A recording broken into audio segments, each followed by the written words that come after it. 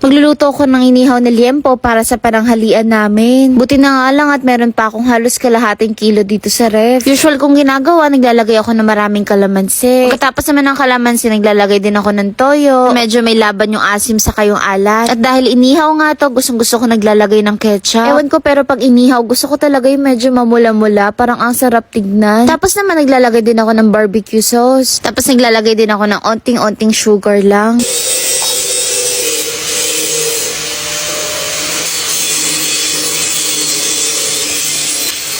Tapos onion leaves. Kaso nga lang nung naluto na-realize ko wala pala ako nilagay na paminta. Bali, ayan, hinalo-halo ko lang gamit ang kamay. Bali, mga 30 minutes ko lang to ibababad tapos nanunot na talaga yung lasa nito. Pero syempre, mas better pa rin talaga kapag mas matagal. Habang binababad nga, binuksan ko na tong air fryer from Philips. Ito nga yung Philips Air Fryer HD 9100. At alam naman natin na pag Philips talagang kalidad yan pagdating sa quality. Tapos nakaka-inlove pa yung color kasi white and gray. Sumakto nga dito sa bahay namin. Bali, yung cooking capacity nito nasa 4.1 liters. Kaya naman super laki at bukod pa doon non-stick na rin siya. Bali dito naman sa taas yung control niya kung gaano kataas yung temp. And of course maximum is 200. Bukod pa doon hindi lang chicken or pork yung pwedeng lutuin dito. Pwede ka rin mag-bake. Tapos dito naman sa unahan yung control niya kung ilang minutes. Bali yan kapag binuksan siya iilaw siya dito sa may gilid. Ang kinaibahan nito sa ibang air fryer ay may rapid air technology siya. Meaning nag-utilize to ng hot air circulation. Kaya naman pantay ang pagkakaluto ng mga pagkain. At in fairness, napansin ko nga, hindi siya nainit sa labas talaga. Hindi kagaya ng mga ibang air fryer na sa gilid pa lang talagang mainit na. At ayun na nga, isa-isa ko na nilagay itong mga liempo. At in fairness, super haba ng mga liempong nilagay ko dyan.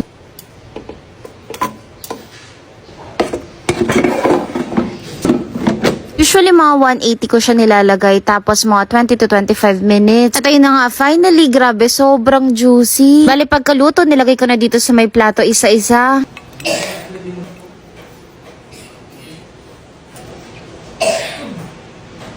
Tapos naisip ko nga hatiin ko na lang gamit ang gunting.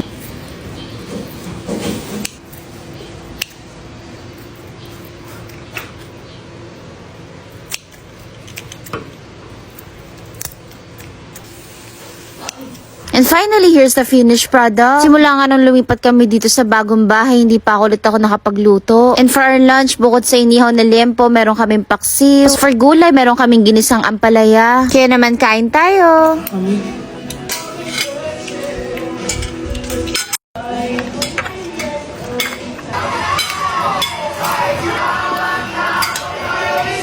Natutunan ko to sa best friend ko na lalagyan mo ng ketchup tapos toyo na may kalamansi. As in solid sa sarap yan. Ayun na, i-share ko lang naman. Yun na muna for now. Ingat kayo!